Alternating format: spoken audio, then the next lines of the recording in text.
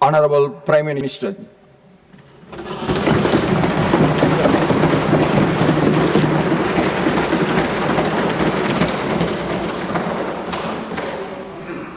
आदरणीय सभापति जी,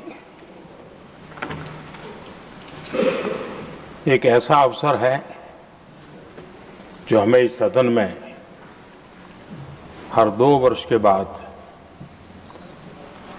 कुछ भावुक पलों में डुबो देता है। इस विशेष अवसर पर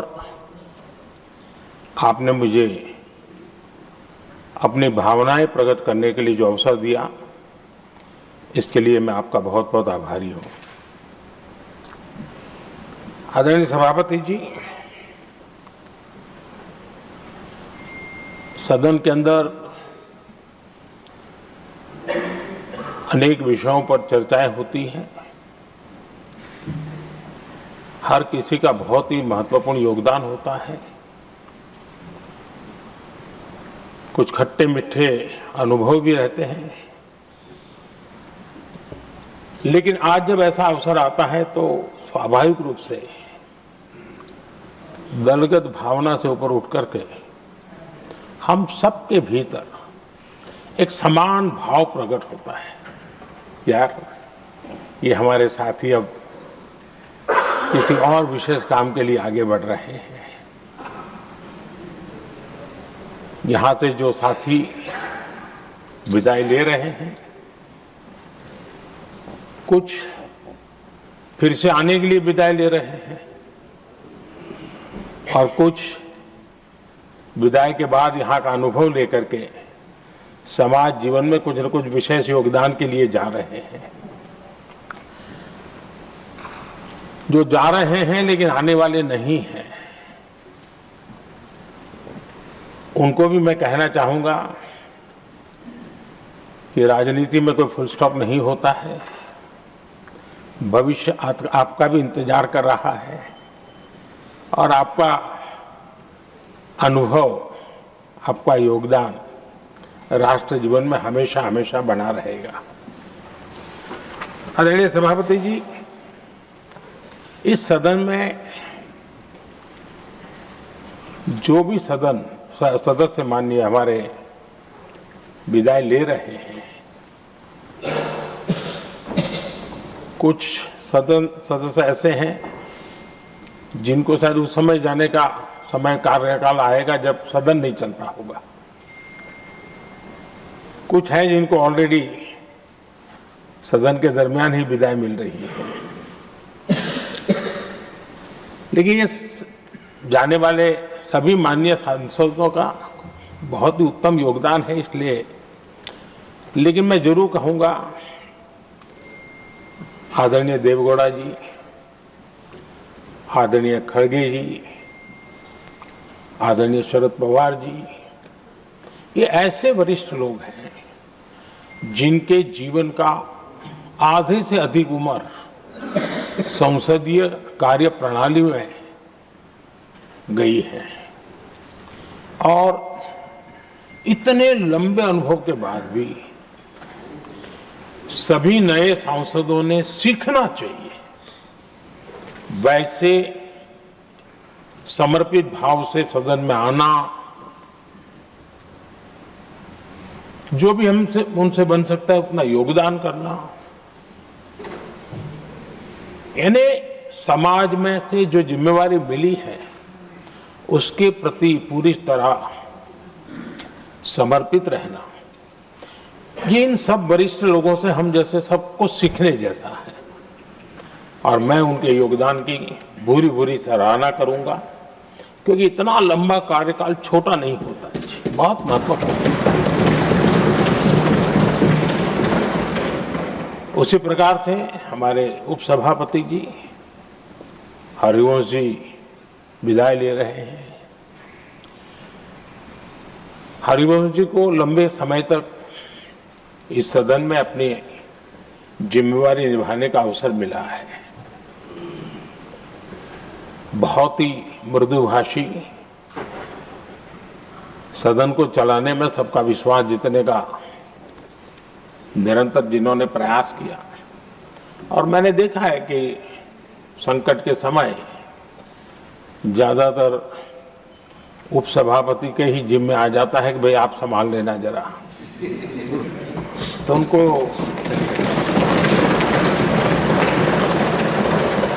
एक लंबा एक्सपीरियंस होता है, सबको जान भी लेते हैं, भली बात ही जान लेते हैं, लेकिन उनका भी योगदान। और जब भी, और मैंने देखा कि जब सदन का समय नहीं होता है तो देश के कोने में कहीं न कहीं वो यूथ के साथ मिलना जुलना, देश की परिस्थितियों के संबंध में उनको अवगत कराना, उनमें एक देश के प्रति संवेदनाएं पैदा करने का वो निरंतर काम। वे कलम के धनी तो है ही हैं, लेकिन कर्म कठोर के नाते भी मैं कहूंगा कि उन्होंने भारत के हर कोने में जाकर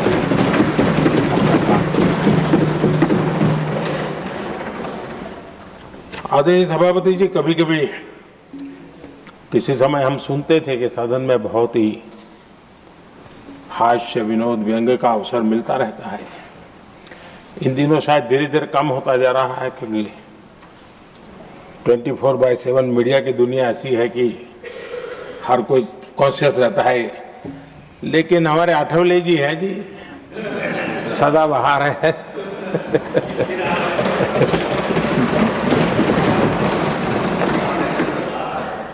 आठवले जी जा रहे हैं, लेकिन यहाँ पर किसी को खोट महसूस नहीं होगी, वो व्यंग्य विनोद भरपूर परोसते रहेंगे। जब ये पूरा भरोसा है। आदरणीय सभापति जी, सदन में से हर 2 साल के अंतराल के बाद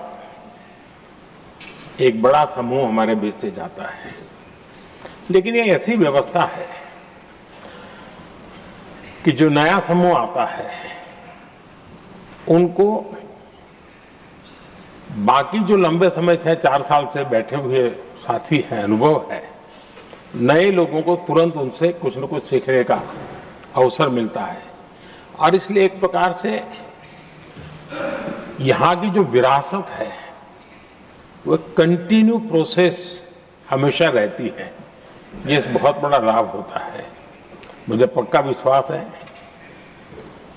कि जिनको इस बार जाना नहीं है वो भी जो नए माननीय सांसद आएंगे उनको उनके अनुभव का लाभ मिलेगा और उनका योगदान भी सदन को और समृद्ध करेगा, ऐसा मेरा पूरा विश्वास है।